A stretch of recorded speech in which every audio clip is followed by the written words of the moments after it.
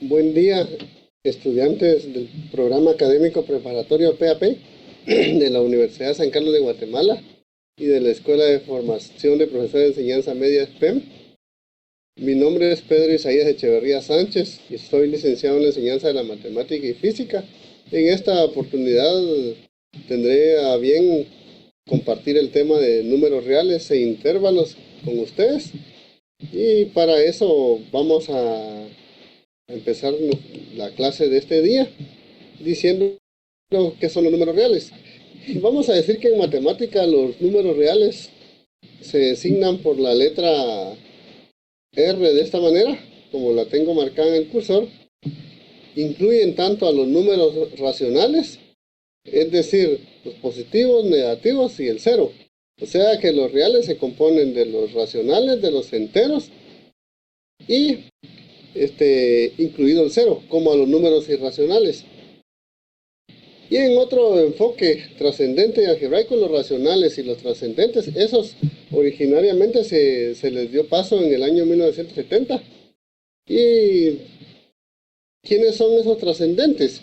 Vamos a decir que los trascendentes son aquellos que no se pueden expresar mediante una fracción de dos enteros con denominador no nulo.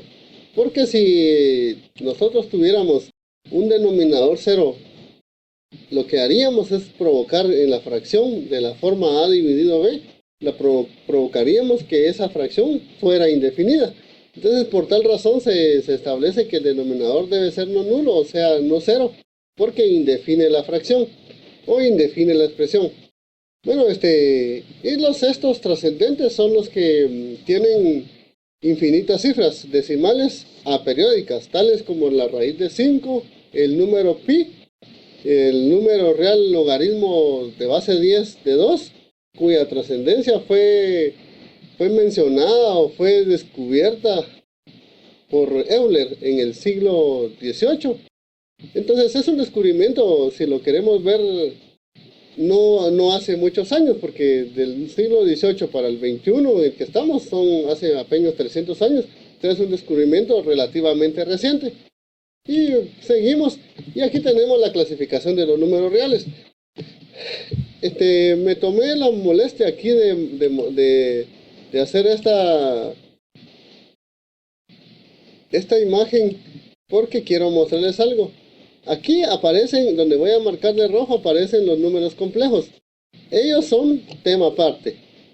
Esta parte donde marqué de rojo, los números complejos son tema aparte, son diferentes a los reales, y a los números complejos se le llaman números imaginarios. Entonces, en esta ocasión, me limitaré a abordar a partir de esta sección de los números reales. El estudio de los números complejos es en otro apartado. En este caso estamos hablando solo de los números reales y los intervalos. Entonces nos quedaremos acá en esta parte donde tengo la flecha roja, y vamos a decir que los números reales entonces se componen por los números racionales, que se escriben con la letra Q, y se componen también de los números irracionales. Los racionales pueden ser algebraicos o trascendentes. Los racionales son los fraccionarios. ¿Y esos fraccionarios quiénes son? Los que son fracción propia y tienen fracción impropia. Voy a escribirles una expresión, digamos en este caso, acá. Los racionales en realidad tienen esa forma: a dividido b. Y en este caso vamos a decir que una fracción propia es en la que el numerador, o sea, la parte que corresponde a la letra A en esta ocasión, es menor que el denominador. Es decir, que A es menor que B. Entonces decimos que las fracciones propias son las que el numerador es menor que el denominador. Y por el otro lado tenemos las fracciones impropias.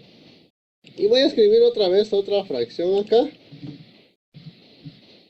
Y vamos a decir que tenemos esta fracción, y la fracción impropia es todo lo contrario a la propia, porque en la impropia el numerador es la expresión más grande y el denominador es la expresión más pequeña. Eso un poco para aclarar los tipos de fracciones que son parte de los números reales. Todos estos son la gran familia de los reales. los enteros. Los enteros contienen a los naturales, al cero y a los enteros negativos. Y por el otro lado, los números naturales se descomponen en números primos y en naturales compuestos. Entonces todo eso que tenemos acá, que les voy a marcar con este cuadro, toda esa gran familia pertenece a los números reales. Toda esa es la gran familia de los números reales. O sea que si en algún momento alguien piensa en los números positivos como del 1, 2, 3, 4, 5 hasta llegar al infinito, o piensa también en los negativos menos 1, menos 2, menos 3, menos 4 hasta llegar al infinito, o si piensa en una fracción como menos 3 cuartos, 5 séptimos, 4 novenos, 13 quintos, etc.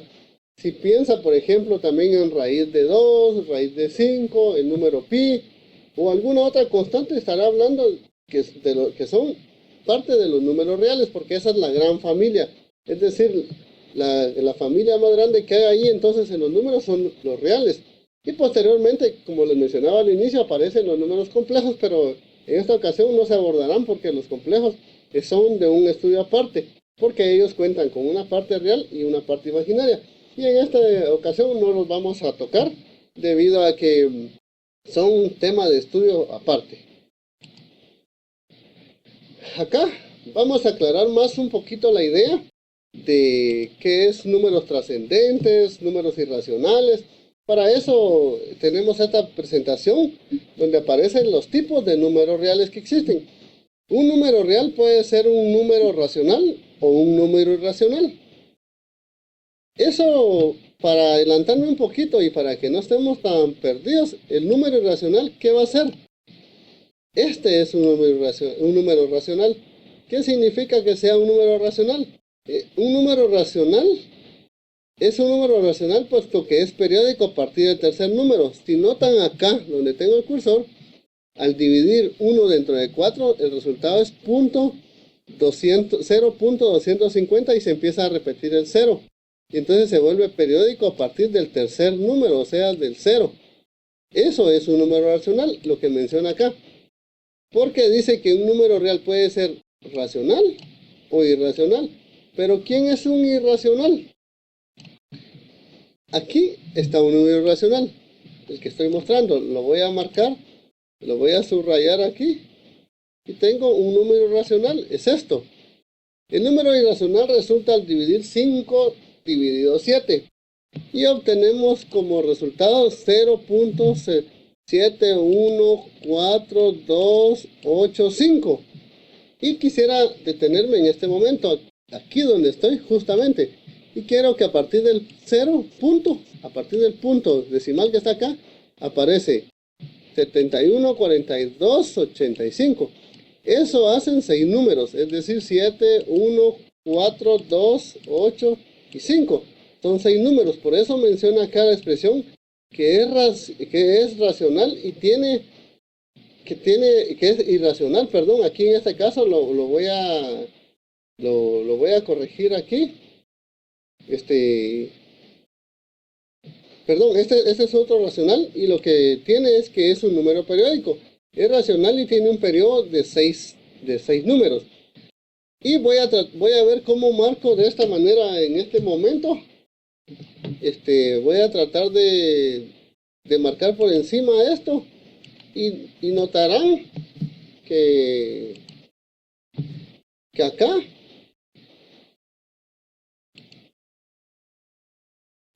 esta parte, esa es la parte que se repite. Y en esta ocasión le voy a cambiar el color para que puedan ver cómo se vuelve a repetir a partir del 7.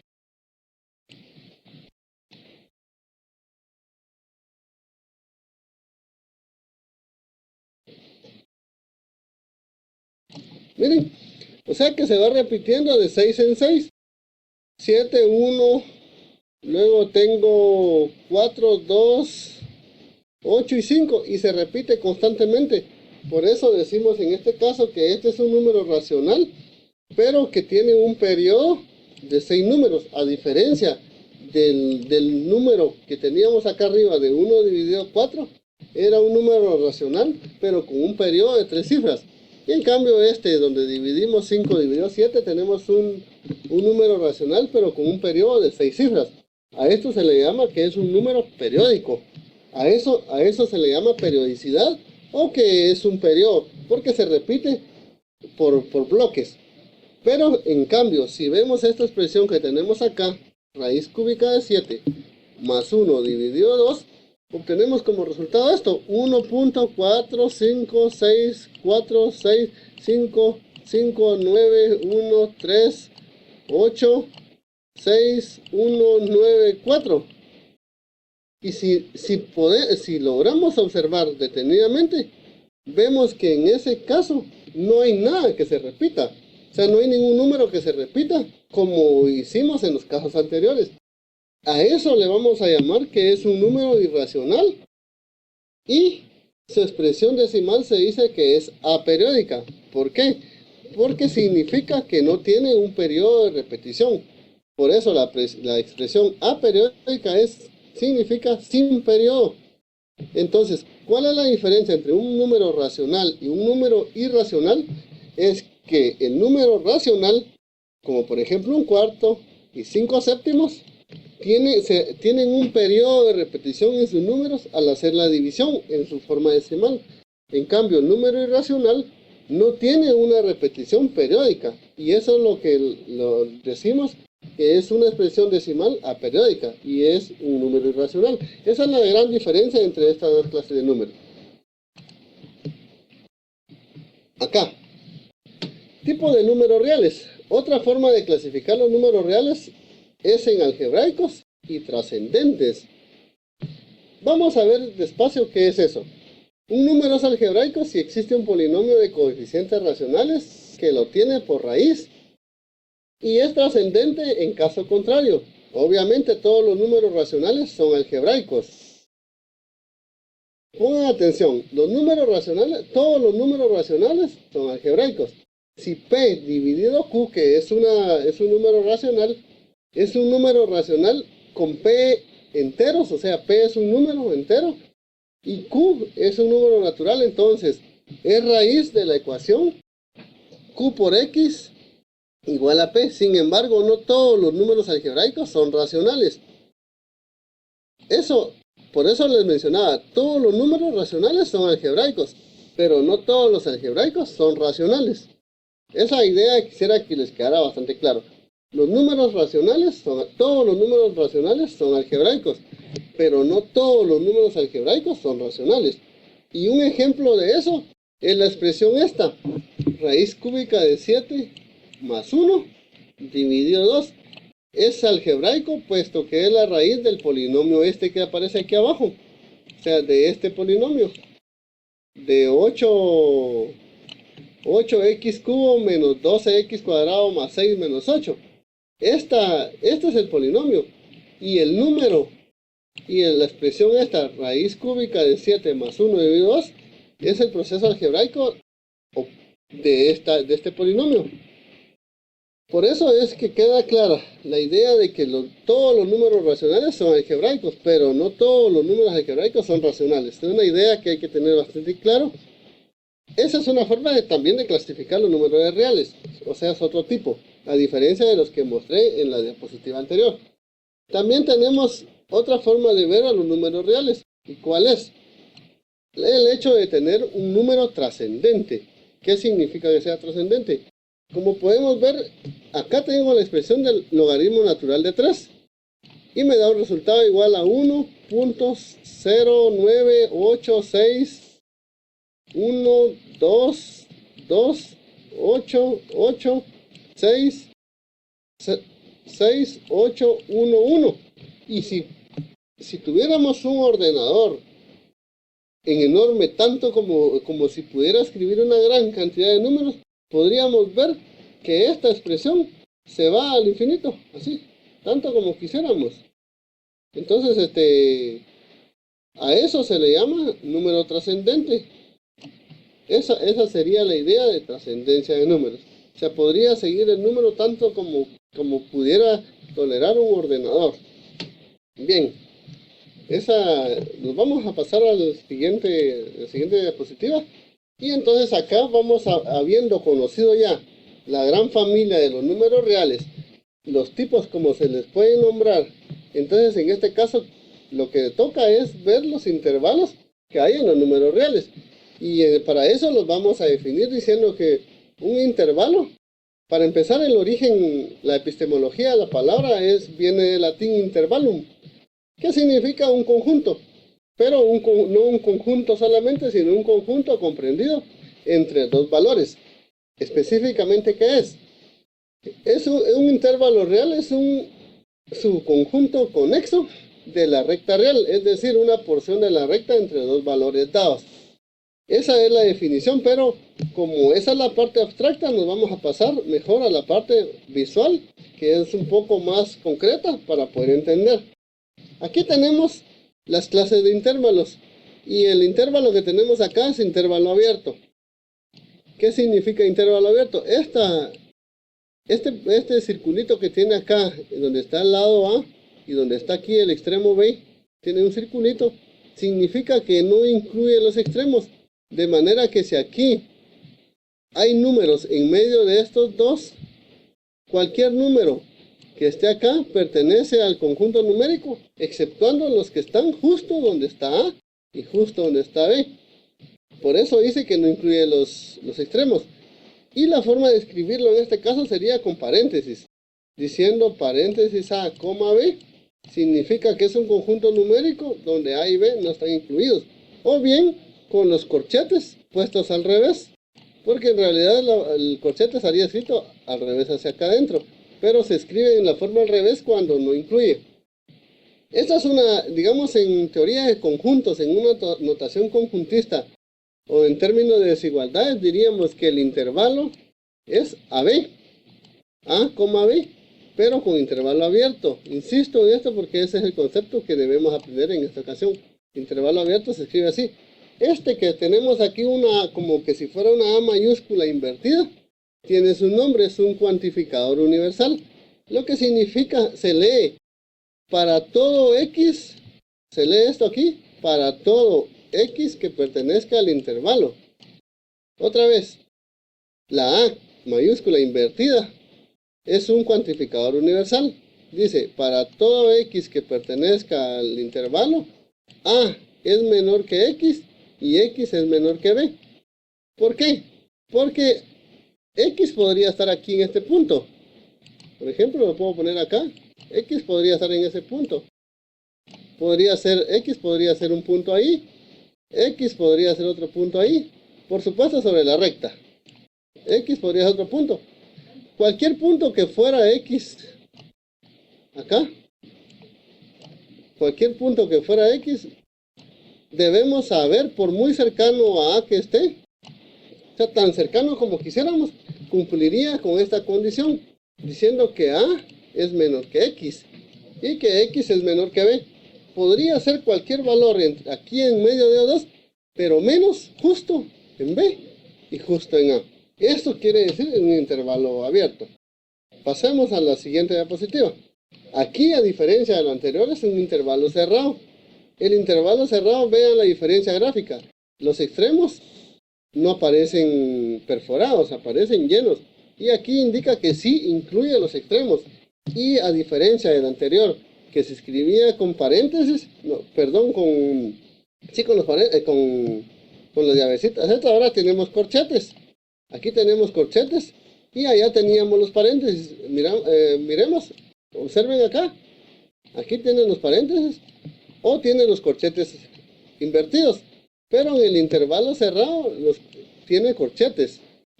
Y en la notación conjuntista de desigualdades diría que I es igual a los elementos A, B para todo X que pertenezca al intervalo A menor o igual que X y X menor o igual a A. Eso significaría entonces que X podría ser inclusive A o inclusive B. así, o cualquier otro punto aquí, cualquiera que nosotros quisiéramos, cualquier punto que quisiéramos, o sea, X puede ser cualquier valor desde A hasta B, incluido el punto A y el punto B. Eso es un extremo cerrado. Bien, aquí tenemos las clases de intervalos. Aquí se va a poder observar lo que estaba explicando. El intervalo cerrado se escribe con corchetes. Es igual a X tal que X pertenezca a los reales, A sea menor o igual que X y X menor a B. Y la expresión gráfica es esta. Para un intervalo abierto, decimos el intervalo abierto AB está con paréntesis, X que pertenezca a los reales y que A sea menor o igual que, A menor que X y X menor que B. Y aparece de esa forma gráfica con los extremos perforados. Acá tenemos otro interesante, que es el semiabierto o semicerrado. ¿Qué significa? Observen por acá. La A, antecediendo a la A está un corchete. Y posterior a la B está un paréntesis. Eso significa que está cerrado en A y está abierto en B. Veamos la notación. X pertenece a los reales, A menor o igual que X y X menor que B. De manera que cuando observemos esta expresión menor o igual, eso significa que lo incluye. Cuando tengamos la expresión menor, eso no lo incluye. Y pueden observar acá que en la parte donde está incluido, donde está el corchete cerrado, miren, no está perforado. Y la parte donde está el paréntesis o la que no incluye, sí está perforado. Igual de la siguiente forma está este otro, solo que ahora al contrario. En la parte de A está el paréntesis, significa que es abierto por el lado A y que es cerrado por el lado B. X pertenece a R y la nomenclatura sería A menor que X y X menor o igual que B, lo que indica que de este lado está cerrado porque tiene el símbolo menor o igual y de este lado está abierto. Y veámoslo en la figura, efectivamente. Del lado de A está abierto, es donde tiene el símbolo solo menor, y donde está el lado B es el lado cerrado, ahí es donde existe el mayor o igual. Pero ¿qué pasa si tenemos una semirrecta cerrada? La semirrecta cerrada establece que de un punto A está cerrado, porque aquí está el corchete, y hasta el infinito positivo está abierto, lo que significa que X pertenece a los reales y que X es mayor o igual que A. De manera que a partir de acá empieza el conjunto numérico hasta el infinito. Aquí. Desde aquí hasta el infinito tanto como quisiéramos. O sea, así, de esta manera. Desde aquí hasta acá como quisiéramos al infinito. Así. Sería una semirrecta abierta. Perdón, una semirrecta cerrada. Pero también tendríamos una semirrecta abierta. Y la semirrecta abierta tenemos acá. Tenemos abierto por A y abierto por el infinito positivo. Y decimos que X pertenece a los reales y X pertenece a los reales tal que X mayor que A. Y podemos ver que sí, efectivamente es abierta en A y abierta hasta el infinito. Va a estar abierta desde aquí hasta donde nosotros querramos. Esa es la semirrecta abierta. Y la semirrecta cerrada tenemos, aquí lo que tenemos es invertida desde el lado, ya vimos el caso anterior, creo que es este mismo caso. Algo parecido a este caso, por lo menos, si es la semirrecta cerrada. La diferencia es que está abierta por el lado infinito negativo y cerrado por donde está B. Y entonces decimos que X pertenece a los reales y X menor o igual que B. Y si vemos gráficamente, podemos notar que B está cerrado y va a estar abierto al infinito tanto como querramos. Y aquí tenemos otro caso. Tenemos abierto por el lado del infinito negativo y tenemos abierto desde B. Y vean la expresión en relación con la de arriba, cómo cambia. Mientras esta no está perforada, esta sí, porque aquí está cerrado en B y esta no está cerrada en B. Y esta es la expresión que dice que X pertenece a R y R menor que B. Y finalmente la recta real. La recta real está abierta desde el infinito negativo hasta el infinito positivo y todos esos son los reales, esto. O sea, en cualquier sentido que nos movamos va a estar abierto. Entonces, esa es la forma en la que se puede observar cómo son los intervalos. En este momento vamos a pasar a otra etapa de la clase. Y para eso les voy a pedir que vayan ahí en la parte superior de su pantalla, busquen la opción herramientas y elijan la tercera opción. La tercera opción es video a pantalla completa, porque en este momento vamos a observar un video.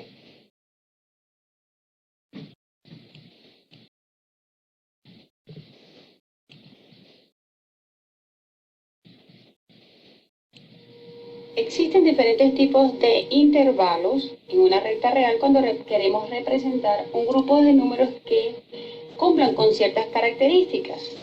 Los intervalos son abiertos y cerrados. Los intervalos abiertos se representan con el signo de paréntesis y el símbolo de la desigualdad, en el caso de que estemos en inecuaciones, son con los símbolos de mayor, menor o de mayor. Cuando estamos en intervalos cerrados los representamos con corchetes y si estamos en presencia de unas inecuaciones, los símbolos de desigualdad son menor o igual o mayor o igual. Si estamos en una representación en la recta real con intervalos abiertos, vamos a colocar un círculo sin rellenar para indicar que los valores no se toman. Y si es un intervalo cerrado, vamos a colocar un círculo relleno para decir que los valores se toman en consideración. Entonces, supónganse que tenemos en un eje, en una recta real, tenemos el 0 y tenemos un valor negativo, menos 3, y tenemos un valor positivo o cualquier valor, 6. Supongamos que este valor menos 3 forma parte de la solución, quiere decir que va un círculo relleno. Supongamos que el 6 no es parte de la solución, colocamos un círculo abierto. Supongamos que los valores que satisfacen la ecuación o la inecuación, dependiendo del caso donde estemos, ¿verdad? O el dominio de una función, están entre menos 3 y 6. Quiere decir que su representación gráfica sería de esta forma. Si queremos hacer una representación en intervalos, el intervalo, entonces sería cerrado en menos 3, quiere decir que lo estamos tomando para la solución, y abierto en 6, quiere decir que no está considerado para la solución, abierto.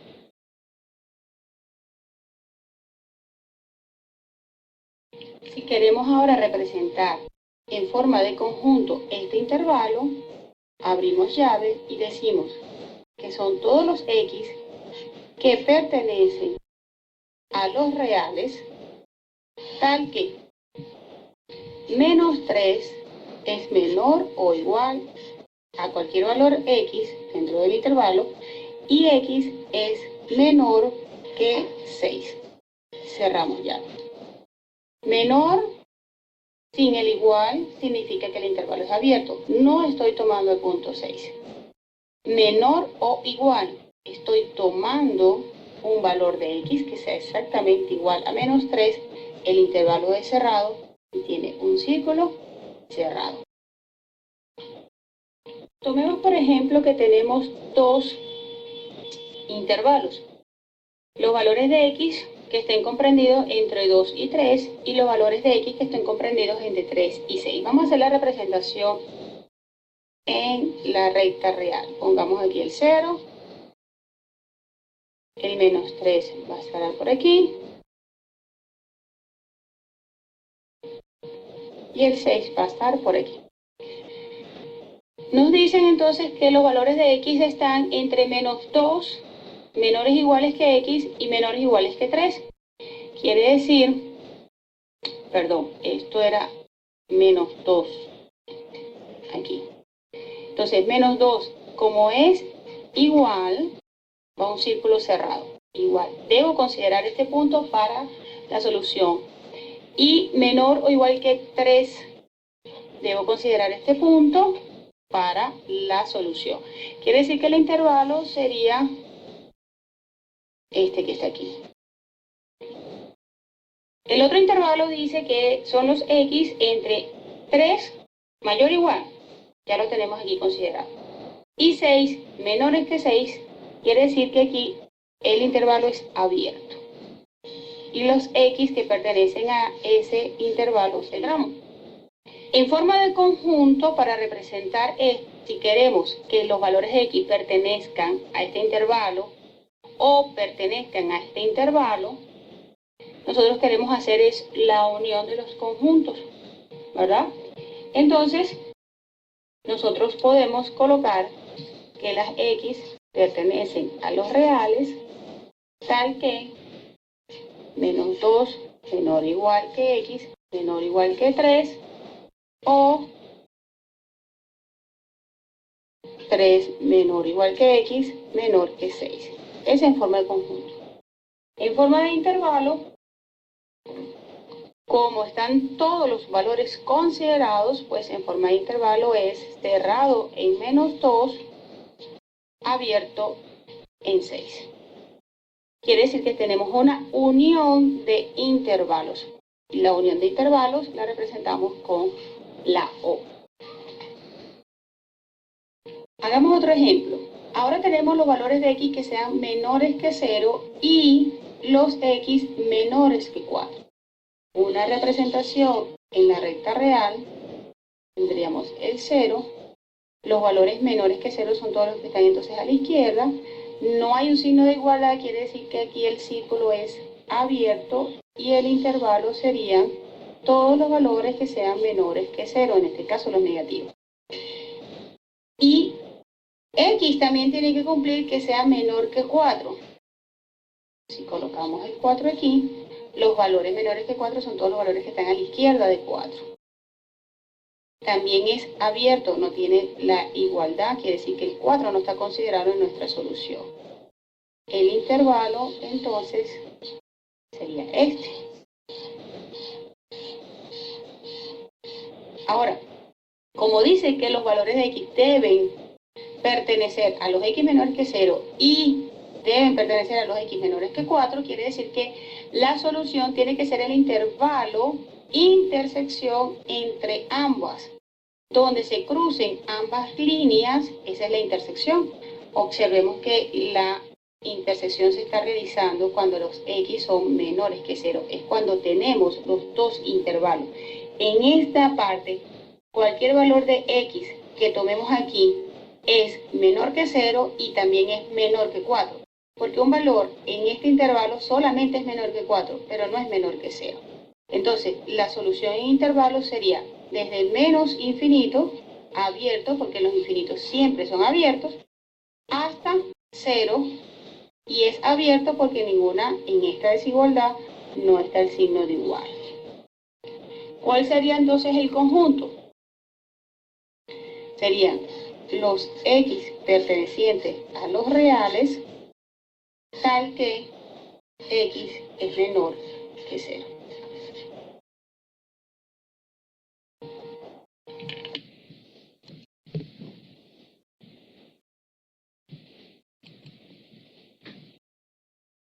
Bueno, entonces en esta ocasión, lo